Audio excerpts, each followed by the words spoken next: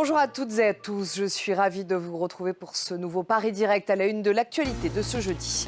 Les États-Unis vont-ils devoir faire face à un afflux de migrants à leur frontière avec le Mexique? Après le journal, nous vous emmènerons au Vietnam, à Ho Chi Minh, où les autorités ont décidé de restaurer les bâtiments en ruine hérités de la présence coloniale française. Il y a urgence, certains d'entre eux sont en train de s'effondrer. Des maisons et des immeubles parfois perdus au milieu des gratte-ciel. C'est donc à découvrir dans une quinzaine de minutes. La crainte d'un afflux de migrants à la frontière américano-mexicaine se fait de plus en plus grande. Les États-Unis ont donc décidé de déployer hier plus de 24 000 agents. Merci Pierrick, vous étiez en direct d'El Paso. On va vous retrouver bien évidemment très régulièrement pour faire un point sur la situation là-bas, à la frontière américano-mexicaine. On en vient à la Tunisie. La Tunisie est un pays sûr. Ce sont les mots du président tunisien. 2 jours après l'attaque à Djerba qui a fait 5 morts, Raïs Sayed fait tout pour rassurer les Tunisiens, mais aussi les touristes. Ce secteur vital pour l'économie était en train de reprendre des couleurs. Alors s'agissait-il d'une attaque terroriste ou d'un acte isolé? Une enquête est en cours. Mathieu Boisseau, Valérie Lerouge.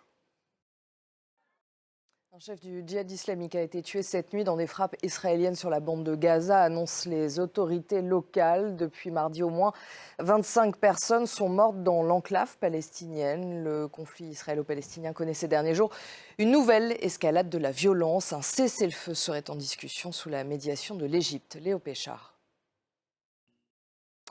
Au Pakistan, Imran Khan a été placé en détention provisoire pour 8 jours. L'ancien Premier ministre a comparu devant un tribunal spécial dans le cadre d'une affaire de corruption. De violentes manifestations ont éclaté dans le pays suite à son arrestation mardi. L'armée a été appelée en renfort dans 2 provinces, mais aussi à Islamabad. C'est un reportage de nos correspondants Shahezab Walla et Sonia Ghazali. Bachar el-Assad invité à participer au prochain sommet de la Ligue arabe le 19 mai, 12 ans que ce n'était pas arrivé.